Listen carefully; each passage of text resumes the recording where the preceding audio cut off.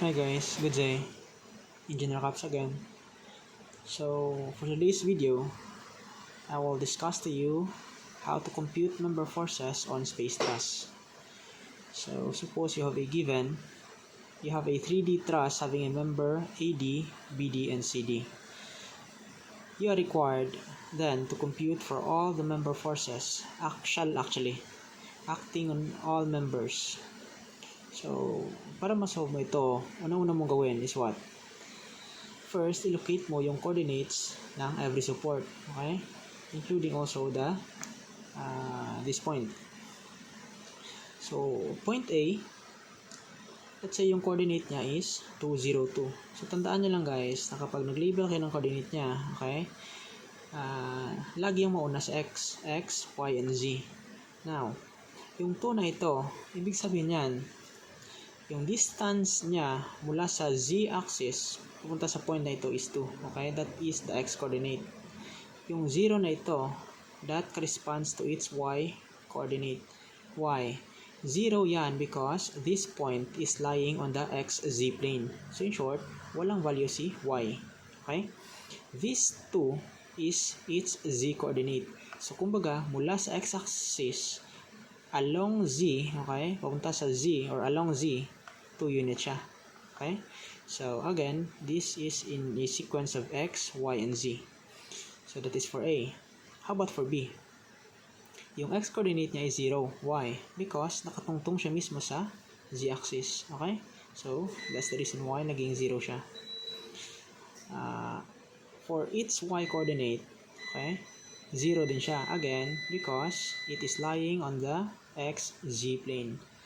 So, its z-coordinate is negative 3 because mula sa x-axis papunta doon, that is 3 units. So, negative because it is along negative z-axis. So, for C or for support C, yung x-coordinate mo is 4, negative 4. Why? Because mula sa x or mula sa z-axis, you are moving towards or along negative x-axis. So, kaya naging 4 yan. Negative 4 yan. So, again, its y-coordinate is 0. Okay? And for its z-coordinate, 0 din yan kasi nakatungtong siya mismo sa x-axis. So, for this point, kung saan nag-meet yung tatlong leg ng truss, its coordinate is 0 for x, 0 for z. Why? Because eto mismo yung point na yon. Dinrag mo lang upwards. By how much? Of course, by 5 units. Sorry, I forgot to put the dimension. Actually, this is 5 meters. That is the height of the truss. So, that's the reason why kaya naging 050 yan. So, 0 for x, 0 for z because eto yun siya. Directly above this origin. So, its y-coordinate, again, is 5. That corresponds to the height of the truss. Now, kapag sinolve mo ito using conventional method, what will you do? Okay? You will simply sum up forces along y. Makukuha mo yung y component nito, ng support nito, that is AY. AY, BY, CY. So, you have 3 unknowns. Okay? So, those are the vertical components of each supports, or the vertical components of the member itself. Now, ano pa? Okay, if you have 3 unknowns, you must generate 3 equations to satisfy the problem. So, medyo mahirap siya.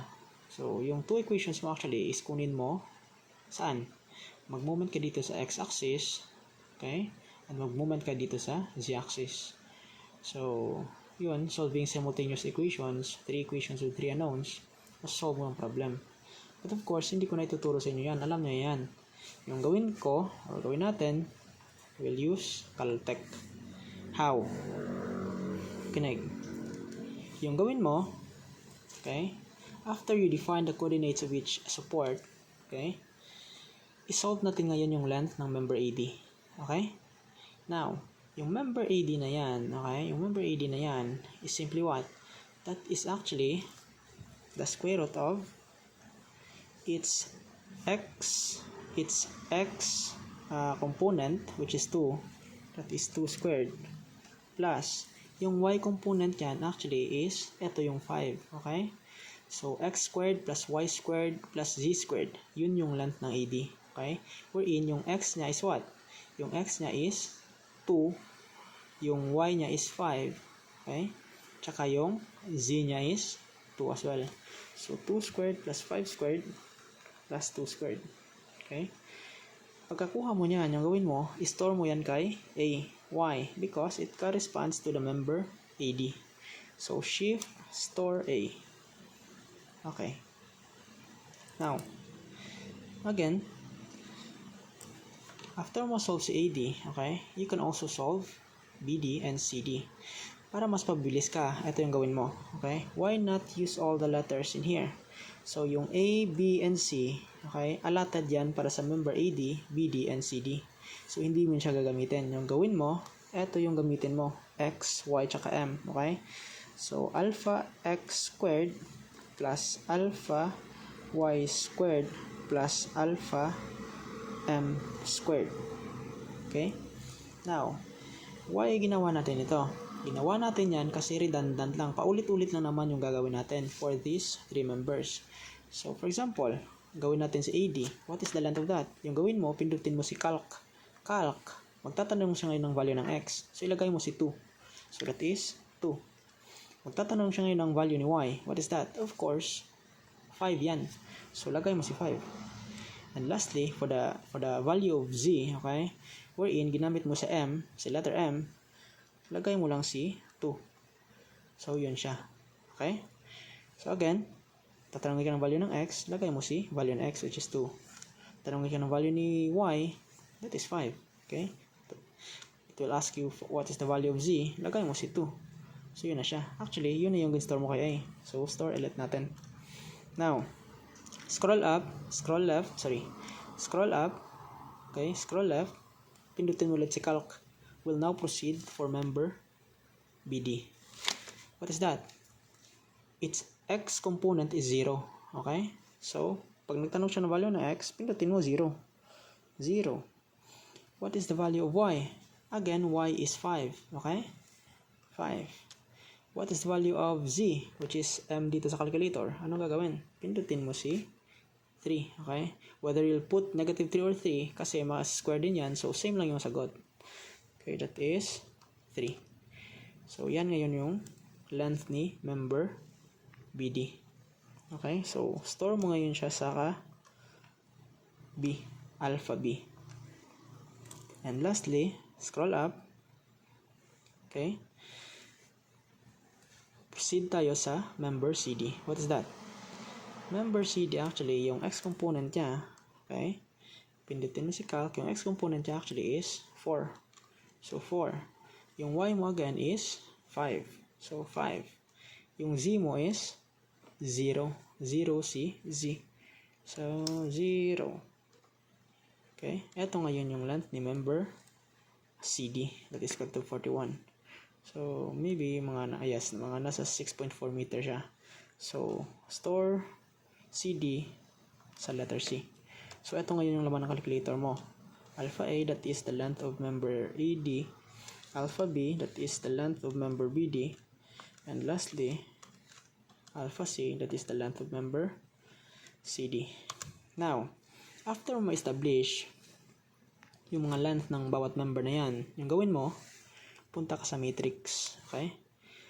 Mode 6, that is matrix. So pindutin mo si 1, matrix A. Piliin mo ngayon dyan yung 3 by 3. Why? Kasi tatlong member yan, tapos each member has its x, y, and z coordinates. So, 3 by 3 tayo. Yan. Okay. Para masolve mo yung problem na yan, okay?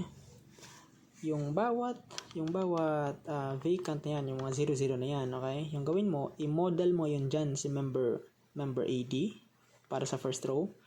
Para sa second row, si member BD. And lastly, para sa third row, si member CD. Now, anong gagawin? Makinig. Okay? I-assume natin na tension lahat ng member na ito. How? Okay? For example, dito sa point na to, dito sila nag-meet. Okay? So, yung gawin mo, i-assume mo na tension siya. Paano? Okay? I-direct mo yung force na nag-act sa member na yan away from that point. Okay? Again, kapag away from the point, yung isang force, in short, that is tension. Okay? So, this is tension.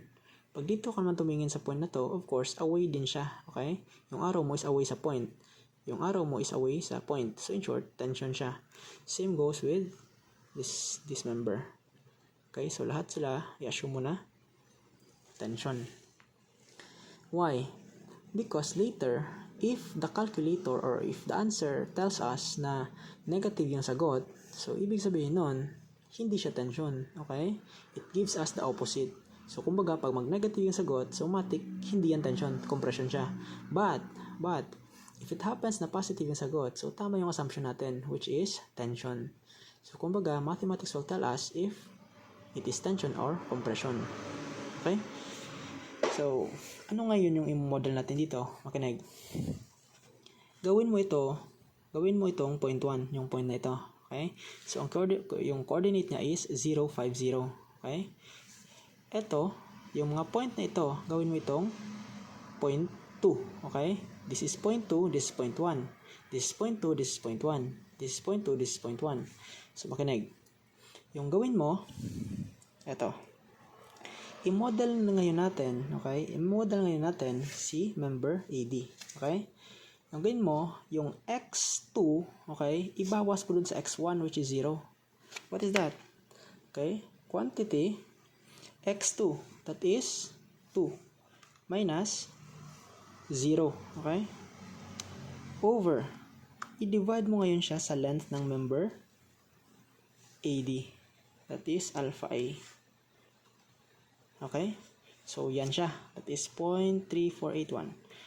Now, x pa lang yan. How about its y? Okay, again, open parenthesis ka, y2 minus y1. So, 0 minus 5, okay? Divided by alpha A pa rin. Okay? Huwag mong gamitin yung b tsaka c muna kasi yung model natin, dito pa rin tayo sa member AD. So, that is 0 minus 5 or alpha A.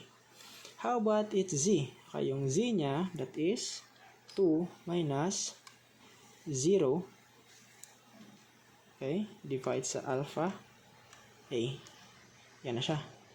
So, we're done with member AD. We'll now proceed sa member BD. So, anong gagawin?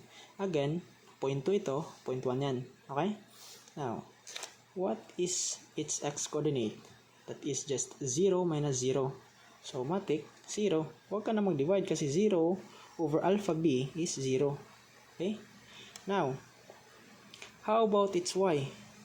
Yung y component niyan is simply 0 minus 5. So, 0 minus 5, okay? I-divide mo yan ulit sa length ng member BD. Okay? And lastly, yung gawin mo, yung z niya, which is z2, negative 3, subtract mo nun sa 0. So, negative 3 minus 0 over alpha B. Okay? Ayos. And lastly, for member CD, okay, yung x niyan, which is negative 4, subtract mo din sa 0. So, negative 4 minus 0 over, this time, you'll use alpha C. Why? Because dyan nakastore yung length ni member CD. Okay? So, that is negative 4 minus 0 is 0.624. Okay? For its y component, okay, again, that is just 0 minus 5. 5 divided by alpha C. Okay? And lastly, yung z component niyan is 0 minus 0. So, 0 na yan, matik. Okay? So, we're done modeling, okay, the dimensions of each member. Yung gawin mo, after that, pindutin mo si AC. Huwag ka mag-shift AC, mamamatay yung calculator. Okay? Gawin mo, shift, hanapin mo si matrix. Ito si matrix, number 4. Matrix. Pindutin mo ngayon si dimension. That is number 1. Okay?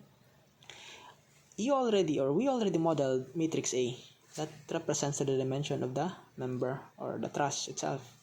Gawin mo, add tayo ngayon ng isa pang matrix, that is